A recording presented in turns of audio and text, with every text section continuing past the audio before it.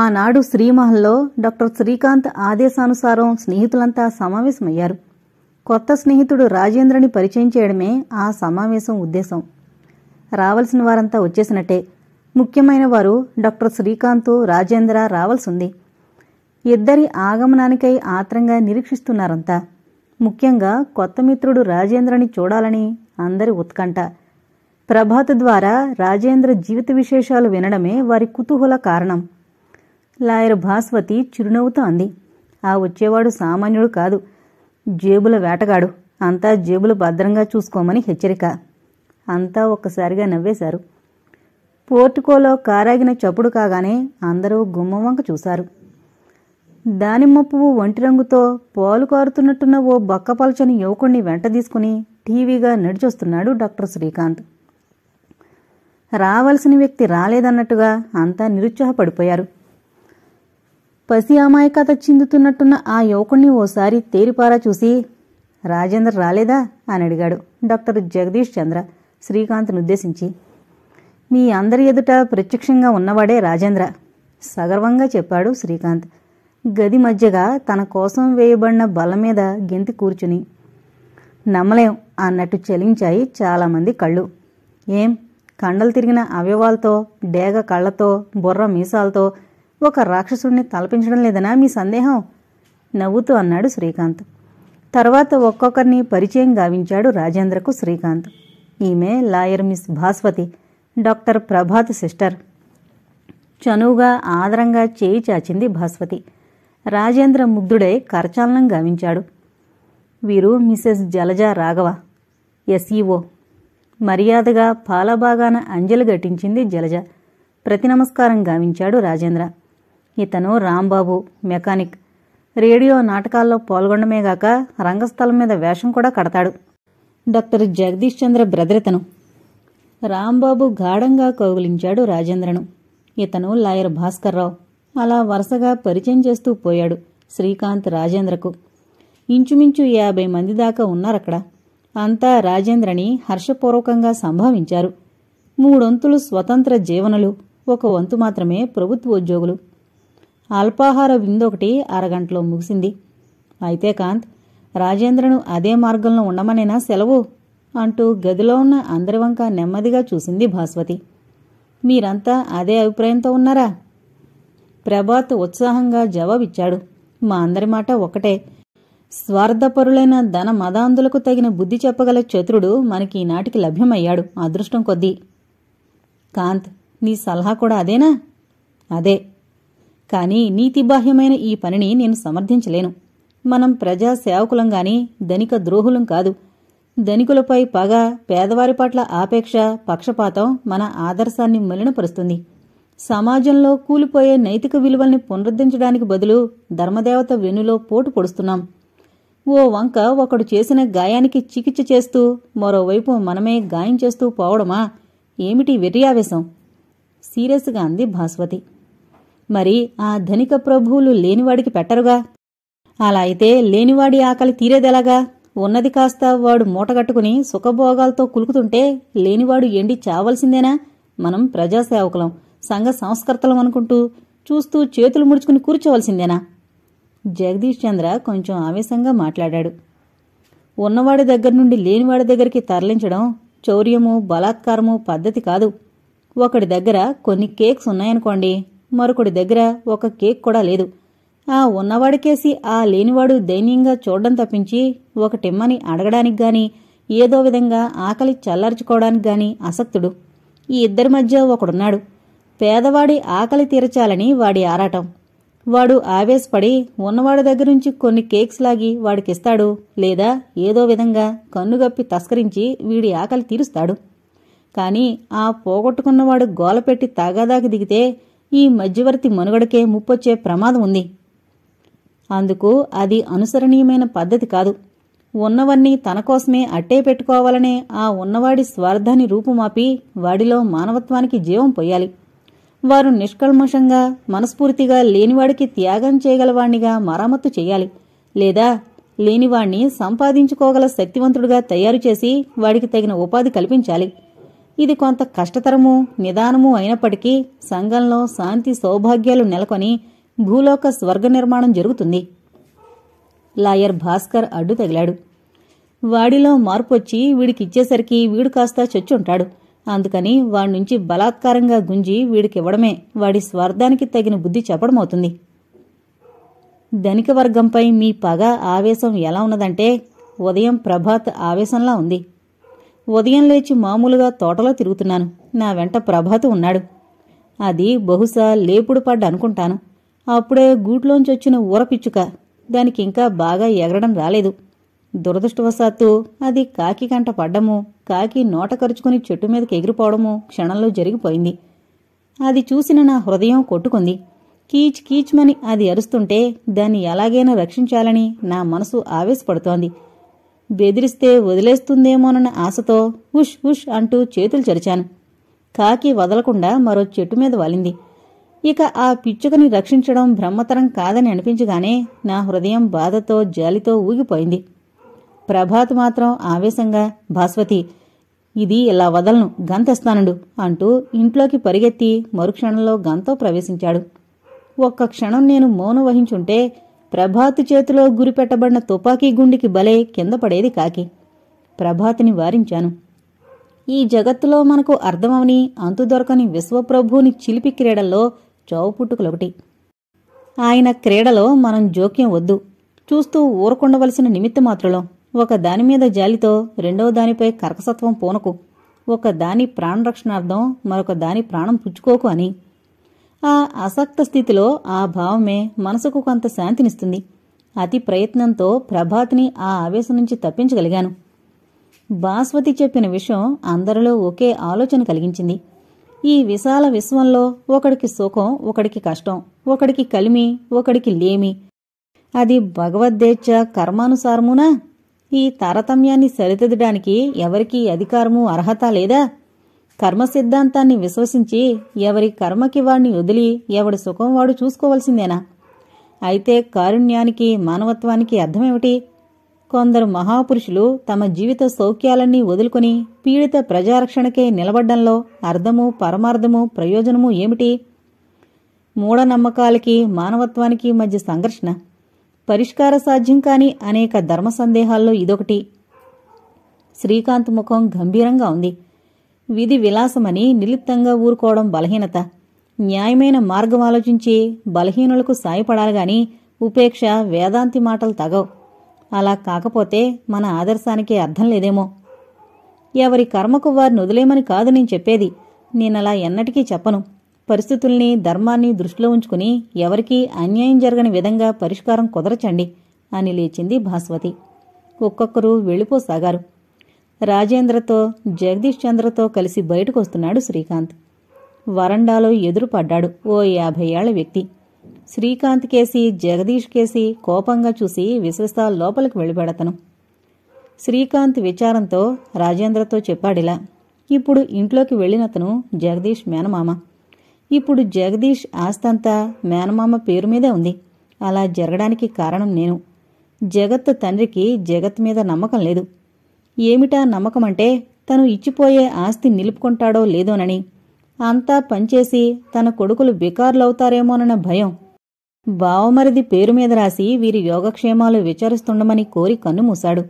నా స్నేహం వల్ల తన మేనల్లుళ్ళు ఈ విధంగా తయారయ్యారని జగత్ మామగారి అపోహ. నా నీడ ఎక్కడ పడితే అక్కడ సర్వకళ్యాణం జరుగుతుందని అంటారు.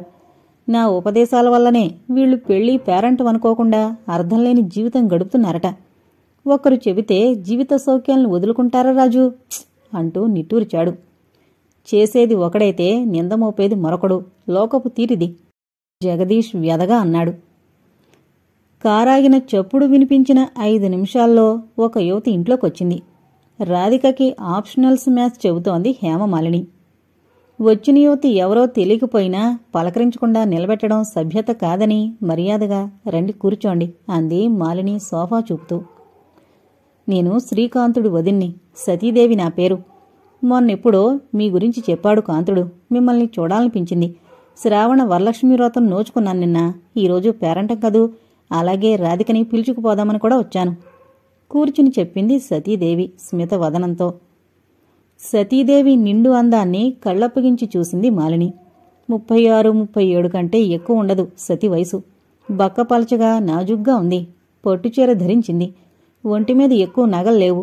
మెడలో ఒక పుస్తెల గొలుసు తప్ప మరో నగలేదు. చేతుల ముందు మాత్రం 2 బంగారు గాజులున్నాయి.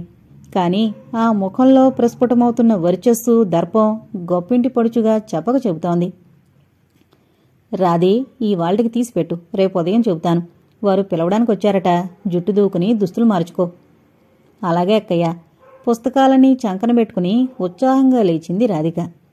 సతీదేవి సన్నగా నవ్వుతూ, నీలా బుద్ధి చెప్పగలవారుంటే మా కాంతుడిట్లా లోకం తెలియకుండా పెరిగేవాడు కాదమ్మా రాధిక. నీ ధైర్యాన్ని, వ్యక్తి స్వాతంత్రాన్ని అభినందించకుండా ఉండలేను. మళ్లీ అలాంటి తెలివి తక్కువ పనులకు పోకుండా చక్కగా శిక్షించావు అంది. రాధిక వెలవెలబోయింది, ఓవైపు మాలిని ముఖంలోకి భయంగా చూస్తూ. సతీదేవి ఏ విషయం గురించి మాట్లాడుతుందో తెలియక అయోమయంగా రాధిక ముఖంలోకి, సతీదేవి ముఖంలోకి చూస్తుండిపోయింది మాలిని. దిగులుగా లేచి వెళ్ళిపోయింది రాధిక.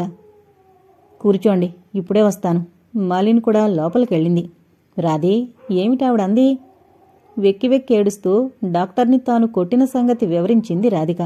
మాలిని పెట్టబోయే చెవ్వాట్లకు ఆమె సిద్ధపడే ఉంది హృదయపూర్వకంగా. దానికి ఏడుపెందుకు రాధే, బుద్ధిలేనివాడు. చక్కగా బుద్ధి చెప్పావు. సీమకెళ్ళొచ్చాడేమో. పాశ్చాత్య స్త్రీలకి, హైందవ స్త్రీలకి భేదం మరిచినట్లున్నాడు. ఈ ఇంట్లో ఉన్నది దొరసానమ్మలు కాదని తెలియజెప్పావు. ప్రశంసాపూర్వకంగా రాధిక భుజం తట్టింది మాలిని. రాధిక దుఃఖం హెచ్చిందేగాని తగ్గలేదు. ఒక ఉత్తమ పురుషుణ్ణి నిష్కారణంగా కొట్టిన తన పాపానికి శిక్ష విధింపబడలేదు. అక్క తిట్టినా తన పాపానికి ప్రాయశ్చిత్తం జరిగేది. మాలిని తనని సమర్థించి మాట్లాడడం రాధికకి బాధ కలగజేసింది. చెల్లెలి బాధ మరో విధంగా ఊహించిన మాలిని, పిచ్చిరాది, ఎందుకు ఏడుస్తావు? నేను తిడతానా? ఇందులో నీ అపరాధమేముంది నేను తిట్టడానికి? పద, జుట్టు దూకుని త్వరగా తయారవు అని అనునయించింది.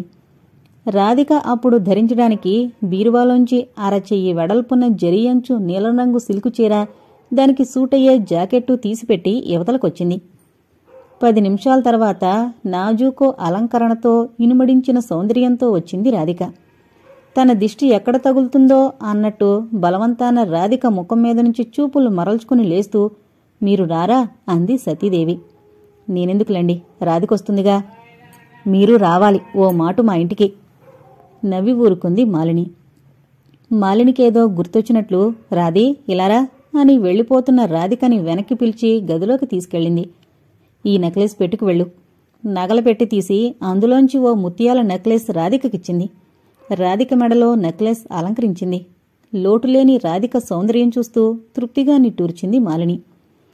తిరిగొచ్చిన రాధిక మెడలో నెక్లెస్ చూసి మాలిని ఎందుకు పిలిచిందో గ్రహించింది సతీదేవి. రాధికని చేరదీసిన పిల్లలా ఉంచలేదు మాలిని. తన స్వంత చెల్లెల్లా ప్రేమిస్తోందన్నమాట. ఒక కలవారి అమ్మాయిలా ఉంచుకుంది. ఒక చేతికి బంగారు గొలుసు వాచి, కుడి చేతికి బంగారు గాజుల జత, మెడలో సన్నపాటి చేను, చెవులకి రాళ్ల రింగులు అన్నీ మాలిని సొమ్మని అనుకోవడానికి సందేహం లేదు. రాధిక తల్లి పేదరాలు కదూ. పేరంటాళ్లంతా వెళ్లిపోయారు. రాధికతో ఏవేవో విషయాలు మాట్లాడుతూ కూర్చుంది సతీదేవి. మాటల సందర్భంలో మరిదిని గురించి చెప్పినప్పుడల్లా రాధిక ముఖం ప్రఫుల్లమవుతోంది. శ్రీకాంత్ వచ్చి గబగబా తలంచుకుని మెట్లెక్కిపోయాడు. ఎవరో కొత్తవారు వచ్చారనుకుని. గదిలోకి వెళ్లి దుస్తులు మార్చుకుంటున్నాడు శ్రీకాంత్. సతీదేవి వచ్చి, నీకో చిన్న పని చెబుతాను కాంత్. ఇప్పటికే రాత్రి 9 అయింది. రాధికని ఇంత రాత్రిదాకా ఉంచుకున్నందుకు మాలిని ఏమనుకుంటుందో ఏమో. డ్రైవర్ మన కారులో రాజారావు గారి శ్రీమతిని దిగబెట్టరాను వెళ్లాడు. వాడెప్పుడొస్తాడో ఏమో. కొత్త కారులో రాధికని దిగబెట్రా అంది.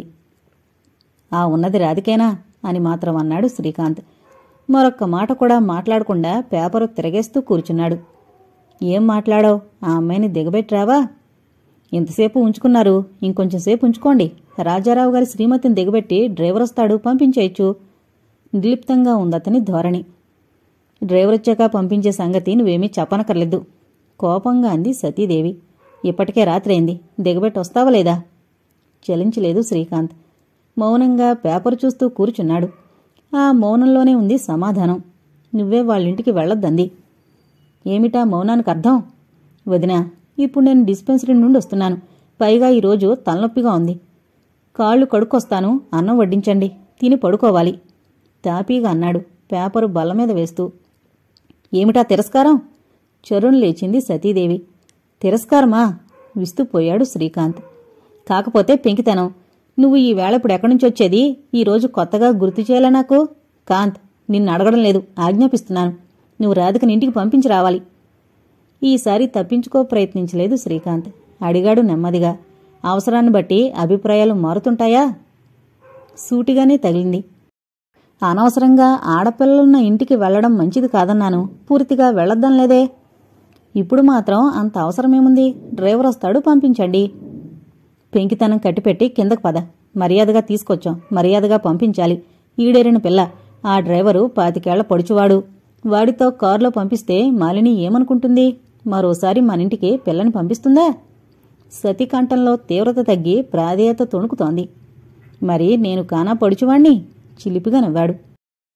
నిన్ను అవమానించగలంత సంకుచిత హృదయని కాదు మాలిని అంటూ బయలుదేరబోతున్న మరిదిని చూసి, ఏం ఈ అడ్డపంచ అవతారంలో వెళతావా? అంది నవ్వుతూ. పర్వాలేదు వదినా, కారులో తీసుకెళ్లి దిగబెట్టడమేగా, తొందరగా వచ్చేస్తాను. నమస్కారం డాక్టర్ గారు అంది రాధిక సోఫాలోంచి లేచి. నమస్కారం. ఒక్క క్షణం ఆమెను పరిశీలనగా చూసి ఆశ్చర్యంగా, అరే, ఈ నెల్లాళ్లలో తాళవృక్ష ప్రమాణం పెరిగారే. నేనిచ్చిన టానిక్ అడ్డం పెంచే బదులు నిలువు పెంచేసిందేమిటి? అన్నాడు శ్రీకాంత్. ఇన్నాళ్లు తను పరికినీళ్ళలో ఉండేదిగా. చీరల్లో ఆడపిల్లలు పొడుగ్గా కనబడతారని ఈయనకేం తెలుసు?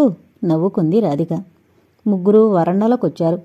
శ్రీకాంత్ షెడ్లోంచి కారు తెచ్చి రాధిక ముందు నిలిపాడు. 50,000 పెట్టి కొన్న కారది. ఇవాళ మధ్యాహ్నమే ఇంటికొచ్చింది. తన పేరు మీద తమ్ముడు కోసం తీసుకున్నాడు శ్రీనివాస్. ఇది వరకు శ్రీకాంత్ పేరు మీద తీసుకున్న 2 కార్లు స్వాహా చేశాడతను. ఇది 3వ కారు. కొత్త కారులో ప్రథమంగా రాధిక ప్రయాణం చేస్తోందన్నమాట. వెళ్ళమ్మా రాధిక, మాలినితో చెప్పు, ఓ మాటు సతీ అక్క నిన్ను రమ్మందని. సతీ అక్క పులకెత్తింది రాధిక హృదయం. ఒక జడ ముందుకు, ఒక జడ వెనక్కు వేసుకుని 2 జడల్లో అన్ని పువ్వులతో చూడచక్కగా ఉన్న రాధిక వయ్యారంగా కారెక్కుతుంటే ముగ్ధరాలై చూస్తూ, చూడచక్కని చుక్క, ఈ పిల్లున్నింట్లో పున్నమి వెన్నెల అని అనుకోకుండా ఉండలేకపోయింది సతీదేవి. 15 గంటలో మాలిని భవన ప్రాంగణంలో నిలిచింది శ్రీకాంతుడి కారు. విద్యుద్దీపాల కాంతిలో పట్టపగల్లా ఉంది ఆవరణంతా. ఇంట్లోనూ అలాగే ఉంది. వరండాలో మాలిని నిలబడి ఇటే చూస్తోంది. ఏదో ఫిలిం రికార్డు ప్రసారం చేస్తూ చేతిలో ట్రాన్సిస్టర్. నవ్వొచ్చింది శ్రీకాంత్కి. ప్రపంచంలో ఒక్క మాటు రేడియోలన్నీ అదృశ్యమైతే ఈవిడ ప్రాణం పోయినట్టే. మాలినికి రేడియో ఉంటే భోజనం కూడా అక్కర్లేద్దని విన్నాడు తను. శ్రీకాంత్ కారు స్టార్ట్ చేశాడు. ఇంట్లోకి రారా? అడిగింది రాధిక నిరుత్సాహంగా. మీ అక్కగారు పిలవలేదుగా? అయితే రాకూడదా? ఇప్పుడెందుకులండి, రాత్రి అయింది. శ్రీకాంతుడి కారు కదిలిపోయింది. రాధిక ఇంట్లోకి నడిచింది అక్క ప్రవర్తనకి నొచ్చుకుంటూ. స్టీరింగ్ ముందు కూర్చుంది డాక్టరేనా? అవును. ఆయనెందుకొచ్చాడు? కనుబొమ్మలు ముడివేసింది మాలిని. వాళ్ల డ్రైవరు ఎవరినో దిగబెట్టిన వెళ్లాడు. ఇప్పటికే రాత్రి చాలా అయిందని కొత్త కారులో మరిదినిచ్చి పంపారు సతక్కగారు. మాలిని ముఖం గంభీరంగా తయారైంది. పైకి ఏమనకపోయినా శ్రీకాంతుడి శీలంపై ఆమెకి సదాభిప్రాయం లేదు.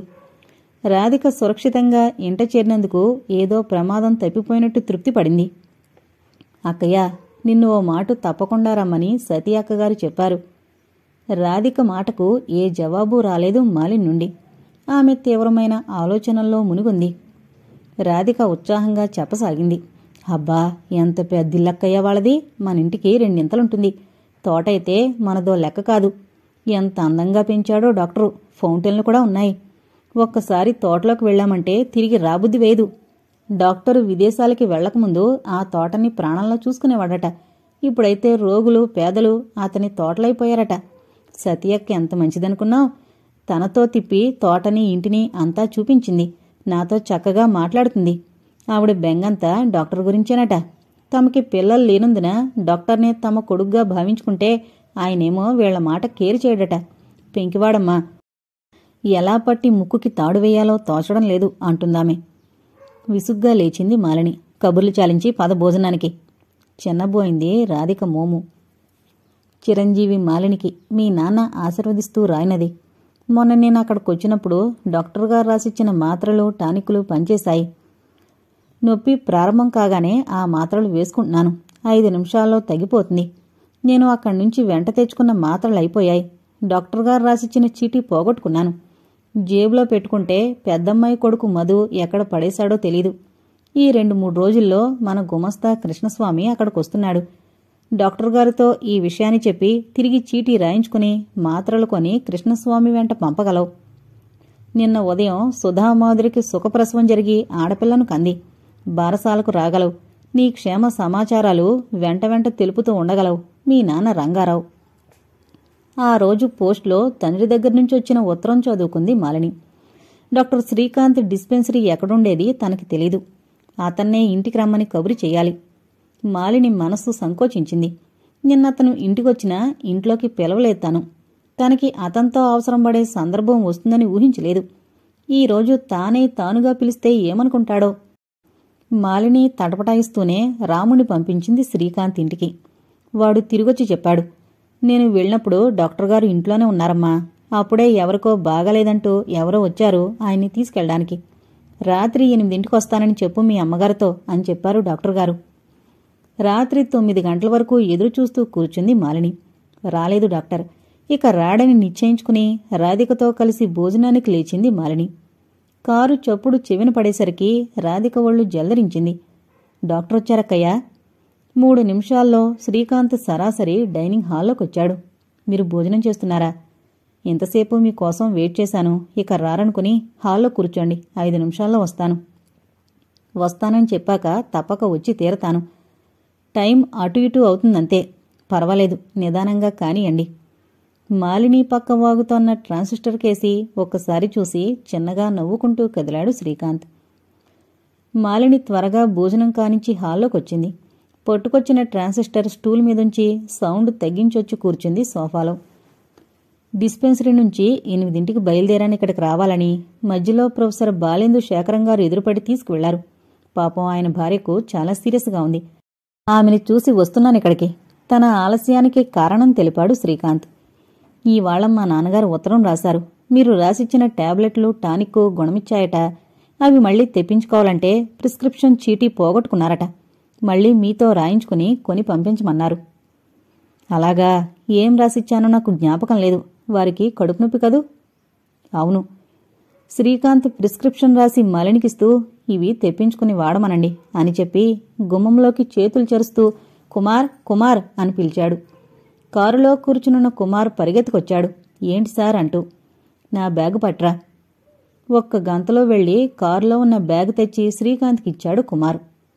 శ్రీకాంత్ బ్యాగులోంచి కొన్ని మాత్రలు తీసి మాలినికిస్తూ నేనిప్పుడు రాసినవి ఇవే టాబ్లెట్స్ అన్నాడు. రేపు షాపు నుంచి తెప్పించేదానిగా నేను అంది మాలిని మొహమాట పడుతూ. పర్వాలేదు, ఉంచండి. బ్యాగు కుమార్ చేతికిచ్చి లేచాడు శ్రీకాంత్. పోనీ ఎన్ని పైసలవుతాయో చెబితే చెళ్ళున సమాధానం వచ్చింది శ్రీకాంత్ నుంచి. నేనింకా మెడికల్ స్టోర్ తెరవలేదు. రాధిక అంతసేపు అక్కడే నిల్చునుంది. ఈ మధ్య మా ఇంటికి రావడం లేదే డాక్టర్ గారు అడిగింది చనువుగా. రాధిక ప్రశ్నకి సమాధానం ఇవ్వకుండా ఇప్పుడు మీ ఆరోగ్యం బాగుంది కదూ అని అడిగాడు శ్రీకాంత్. బాగుంది. వస్తానండి మాలిని. కారు కదులుతుంటే గుడ్ నైట్ చెప్పింది మాలిని. Good night. వెళ్ళిపోయింది కారు. మాలిని ఇంట్లోకొచ్చింది. రాధిక ఓ పుస్తకాల కట్ట ముందేసుకుని చదువుకుంటోంది. రోజూ పడుకునే ముందు ఏదైనా ఓ పుస్తకం చదవందే నిద్ర పట్టదు మాలినికి. కొత్త పుస్తకాలేమీ లేవు. పుస్తకాల బీరువా తెరిచి ఇంతకు ముందే 2 సార్లు తిరగేసిన ప్రేమ్చంద్ నవల నిర్మల తీసుకుంది. ట్రాన్సిస్టరు పుస్తకము తీసుకుని పడగదిలోకి వెళ్లి ట్రాన్సిస్టర్ స్టూల్ మీదుంచి వెళ్లి పక్క మీద వాలి పుస్తకం తెరిచింది. అందులోంచి ఓ ఉత్తరం జారిపడింది. 2 ఏళ్లనాడు రాసిన జవాబది. పుస్తకం చదవడం ఆపి ఉత్తరం చూడసాగింది మాలిని. చిరంజీవి మాలినికి మీ అక్క ఆశీర్వదించి రాయినది. ఉద్యోగం సిటీలోనే అయినందుకు చాలా సంతోషంగా ఉంది. ఇప్పుడు నాకే విచారం లేదు. ప్రశాంతంగా హాయిగా గడిచిపోతున్నాయి రోజులు అంటూ రాశావు. అదే మేమంతా కోరేది. నీ జీవితం ప్రశాంతంగా ఏ కలతలు లేకుండా గడిచిపోవాలనే మా అందరి ఆకాంక్ష. కానీ మాలిని, ఒక్క మాట. తన ఉనికినే తెలియనీయని వాయుదేవుడు విజృంభించాడంటే మహావృక్షాలు నేల కొరుగుతాయి. మహాపర్వతాలు సహితం స్థానభ్రష్టత్వం పొందుతాయి. నువ్వు నూతనంగా ప్రత్యేకంగా సృష్టించబడలేదు. ఈనాడు ఏ వికార మమకారాలు లేనట్టు తోస్తున్న నీ జీవితంలో ఒకనాడు స్పందన ఉద్భవించడానికి అవకాశాలు బోలెడు. సిటీలో ఉన్నావు, ఉద్యోగంలో ఉన్నావు, రోజూ నలుగురి కంటా పడుతుంటావు, అడ్డమైన వాళ్లతో పరిచయం ఏర్పడుతుంటుంది. నీది నలుగురిలో కలిసిపోయే స్వభావం కాకపోయినా ఒక సత్యం గుర్తించు. ఉదక బిందువు తామరపత్రం మీద పత్రాన్నంటకుండా ముత్యమని భ్రమింపజేస్తూ నిలవగలదు. కాని మరో పత్రం మీద అలా తాకకుండా నిలవజాలదు, వ్రీలిపోతుంది. ఆ ప్రత్యేకత గొప్పతనము తామరపత్రాంది గాని ఉదకాంది కాదు. ఏ పత్రమైనా ఒకే తీరుగా ఉండగలిగితే కదా దాని గొప్పదనం, ప్రత్యేకత. నీ మనసు అన్ని వేళలా అన్ని పరిస్థితుల్లో ఒకే విధంగా ఉండగలదా అన్న దాంట్లోనే నా సందేహం. మేఘానికి చలనం సహజం, పున్నమి చంద్రునికి చల్లదనం సహజం, వికసించిన విరులో మధువు సహజం, విరిసిన యవ్వనంలో వలపు సహజం. అది ప్రకృతి నైజం, మహామహులే తలలు వంచిన నైజం. దాన్ని నువ్వు అధిగమించగలిగినాడు, అతీతంగా నిలబడగలిగినాడు, నువ్వు నిజంగా మాన్యచరితవు. అలా నిలబడగలగాలనే నా ఆకాంక్ష, ఆశిస్సు. కమ్మని తావులు వెదజల్లుతూ అందాలు చిందుతూ కొమ్మ చివర విలాసంగా ఉయ్యాలలూగే సుమకన్యతో ఆకర్షింపబడడం మధుకరుని తప్పు కాదు. అతని తాకిడికి తట్టుకోలేక తలవంచడం విరిబాలది తప్పు కాదు. ఇరువురి మధ్య ఈ అనుబంధ సంబంధాలు అనాదిగా అవిచ్ఛిన్నంగా వస్తున్న ప్రకృతి నైజం, సృష్టికి మూలం. కాని నీ జీవితం ఈ మధురం నుండి బహిష్కరింపబడింది. నీ జీవిత పుష్పం భగవంతుడికి దత్తత చేయవలసిందే గాని ఏ మధుపానికి అర్పించవలసింది కాదు. నలుదిక్కుల నుంచి జుమ్మంటూ వచ్చిపడే పురుష బృంగాల నుండి నీ జీవన సోమాన్ని రక్షించుకోవడానికి అనుక్షణము అప్రమత్తతో ఉండవలసి రావచ్చు. కాని సహృదయంతో ఒక్క సలహా. చెల్లి, ధర్మ విరుద్ధమే అయినా, పూర్వాచారాల ఉల్లంఘనే అయినా మానవత్వాన్ని దృష్టిలో ఉంచుకుని ఇచ్చే సలహా. అనాదిగా వస్తోన్న ఈ నియమ నిబంధనలు, ఆచార వ్యవహారాలు ఏ విధంగా మనకి ప్రయోజనకరంగా ఉంటున్నాయి, ఎంతవరకు మనం అనుష్ఠింపదగినవి అని ఆలోచిస్తుంటే మానవ జీవితం ఒక క్రమ మార్గంలో నడవడానికి, అనవసరమైన గొడవల్లో చిక్కుకోకుండా ప్రశాంతంగా సౌఖ్యప్రదంగా ఉంచడానికేనని తడుతోంది. వాటి పరమోద్దేశం అదే. కాని తన జీవితానికి ఈ పద్ధతే ఒక చక్రమై కోత పెడుతూ సుఖశాంతులకి దూరం చేసి చిత్రహింసకి గురిచేసే పక్షంలో వాటిని అధిగమించడంలో పాపం లేదేమో. నేను ఊహించిన పరిస్థితే ముందు ముందు నీ జీవితంలో నిజమైతే ఆ విరహజ్వాలకి నీ జీవితాన్ని ఆహుతి చేయక నీకు నచ్చినవాణ్ణి, నిన్ను మెచ్చినవాణ్ణి వివాహం చేసుకోమని చెప్పడానికి సాహసిస్తున్నాను, తోబుట్టును కాబట్టి. ఇప్పుడు నువ్వున్న నిర్వికార పరిస్థితుల్లో ఈ సలహా జుగుప్సాకరంగా పరిణమించొచ్చు. ఈ ఉత్తరం వెగటుగా తోచొచ్చు. అక్క అనవసరంగా భ్రమపడుతోందననుకోవచ్చు. కాని ఒకనాడు నేను రాసినవన్నీ నిజం కాగల కఠిన సత్యాలు నీ జీవితంలో. అయితే నీ జీవితం ఈ పరీక్షకి గురి కావాలని నేను కోరుకోవడం లేదు. మళ్లీ ఆ పరిస్థితి రాకూడదనే నేను భగవానుని ప్రార్థిస్తున్నాను. ఒకవేళ ఈ పరిస్థితి నీకెదురైనా స్థిర సంకల్పంతో నిలబడగలుగుతానంటే నిన్న సంకల్పం నుంచి పతనం కావించడం నా ఉద్దేశం కాదు. ఆ పరిస్థితిలో నీకు అసామాన్యమైన శక్తి సామర్థ్యాలు, ఆత్మధృతి, ఆత్మవిశ్వాసం ఇవ్వబడాలని భగవంతుని ప్రార్థిస్తున్నాను. అసలు అట్టి పరీక్షకే నీ జీవితం గురికారాదని భగవంతుని ప్రార్థిస్తున్నాను. ఇప్పటికే నీ ప్రశాంత హృదయ సరసిలో రాయి విసిరి లేనిపోని అలలు సృష్టించాననుకుంటా. ఇందులో నీ వ్యక్తిత్వాన్ని, ఆత్మాభిమానాన్ని, నీ శక్తి సామర్థ్యాల్ని కించపరిచే మాటలు నాకు తెలియకుండా దొర్లుంటే క్షమించు. ఇక ఉంటాను, మీ అక్క మాధవి. పురుషుడి చేతిలో స్త్రీ తన సహజాభిమానాన్ని, వ్యక్తిత్వాన్ని, సహజ కౌశల్యాన్ని కోల్పోతుందని వాదించే కొందరు స్త్రీల ఉపన్యాసాల్ని ఒక వ్యక్తిత్వమంటూ ఏర్పడేలోగా స్త్రీకి వివాహం చేస్తే ఆ దాంపత్యం అనురాగ సౌఖ్యాలకి నోచుకోదని అపోహపడే కొందరి శుష్కవాదాల్ని ఖండించడానికి తన పెద్దక్క జీవితం నిదర్శనం. మాధవికి 8వ ఏట వివాహం జరిగింది. వివాహత్పూర్వం ఆమెకు వచ్చిన చదువు చాకలి పద్దులు రాయడం వరకు. కాని ఇప్పుడో సహృదయుడైన భావ సాహచర్యంలో ఆమె విశాలమైన దృక్పథాలతో, ఆదర్శప్రాయమైన నడవడికతో నారీ లోకానికే ఆదర్శప్రాయమైన మహిళగా రూపొందింది. ఇద్దరిది ఆదర్శప్రాయమైన అనురాగ దాంపత్యం. వారి అనురాగ ఫలం ఇద్దరే సంతానం, ఒక కొడుకు, కూతురు. కాని అక్క, నా జీవితంలో ఊహించని ప్రమాదమేమీ సంభవించలేదు. ఇక సంభవిస్తుంది అనుకోవడానికి ఏమీ ఆస్కారం లేదు. నేను అందరిలాంటిదాన్ని కాను. నాలో మార్పు సంభవించదు. ఆ క్షణిక దౌర్బల్యానికి లొంగేదానను కాను. గర్వంగా అనుకుంది మాలిని. ఇంకా చదువుకుంటూనే ఉన్న రాధిక దగ్గరికెళ్ళి, రేపు చదువుకోవచ్చు, పుస్తకాలు తీసిపెట్టి వెళ్ళి పడుకోరాది, రాత్రి చాలా అయింది అని చెప్పి గదిలోకొచ్చింది మాలిని. డైరీలో ఆనాటి దినచర్య రాసుకుని డైరీ డ్రాయర్లో ఉంచేసి లైట్ ఆర్పి బెడ్ లైట్ వేసుకుని పక్క మీద వాలింది. ప్రభాత సమయం. నవ్య సుకుమార సుమబాలలు, బాలబానుని లేత కిరణాల చిలిపి స్పర్శకు, చల్లని సమీరుని కొంటె తాకిడికి, జుమ్మని రొదచేసి సమీపించిన తుమ్మెద రాయళ్ల ఆగమనానికి పులకాంకితమై పరవశించిపోతున్నాయి. పొరుపుల పున్నాగం పువ్వులు రాల్చింది. పక్షుల కలకల స్వరాలు హృదయంగా ఉన్న ఆ ప్రభాతవేళ పూజ కోసం పువ్వులు కోస్తోందో పూబోణి. ఎవరామే? పచ్చగా కళకళ్లాడుతోన్న ఆ తోట సౌందర్యంతో, ఆ పూల సౌకుమార్యంతో పోటీ పడుతోన్నట్లున్న లేజవ్వని రాధిక. కారు చప్పుడు వినిపించగానే తల తిప్పి చూసింది రాధిక కొట్టుకుంటున్న గుండెలతో. కళ్ళు రెపరెపలాడాయి.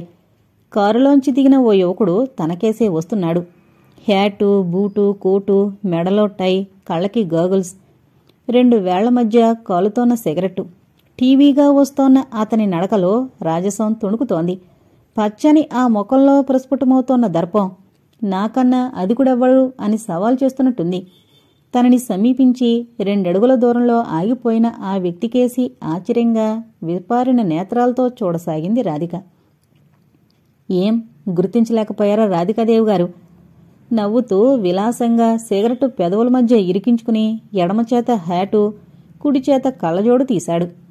మీరా? భాస్కర సందర్శనంతో విరిసిన పద్మమైంది ఆమె వదనం. నేనే, శ్రీకాంత్ని. చిన్నగా నవ్వాడు. కాళ్ళకి సరిగ్గా జోడైనా లేకుండా రేగిన జుట్టుతో తన అందంపై తగన నిర్లక్ష్యంతో ఉంటుండే డాక్టరేనా ఇంత నీటుగా తయారై వచ్చాడు. 2 వేళ్లకి 2 ఉంగరాలు, రిస్టువాచి. అతంతో పరిచయమైనప్పటినుంచి తానెప్పుడూ చూడలేదు. ఏమిటి విశేషం?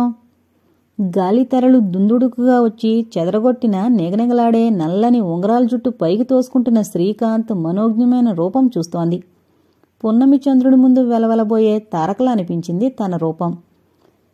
ఈవాళ నా పుట్టినరోజు కనుక ఈ వైభవం అన్నాడు ఆమె చూపుల్లో భావాలు గుర్తించి. అరే, ఈవాళ శ్రీకృష్ణుడు పుట్టాడు. ఈవాళ గోకులాష్టమి.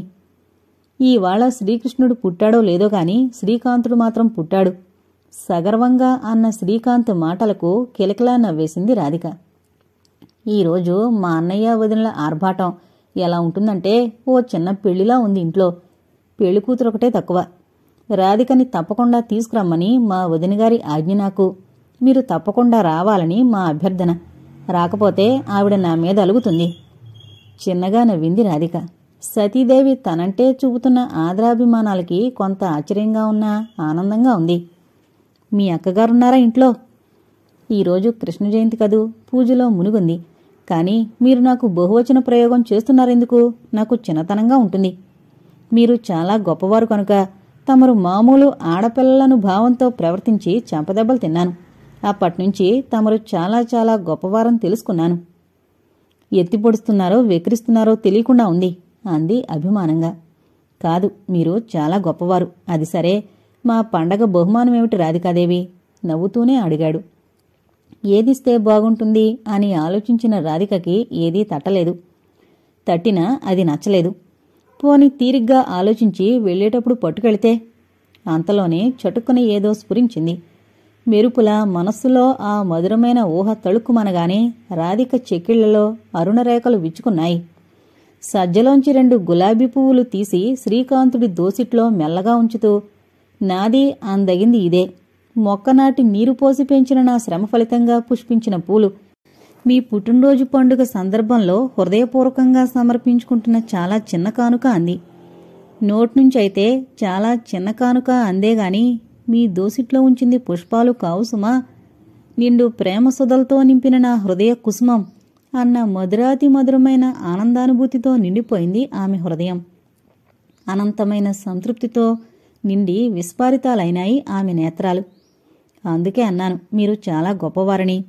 సక్రమ సంపాదన అంటే ఏమిటో, నాది అందగిందేదో మీకు తెలుసన్నమాట.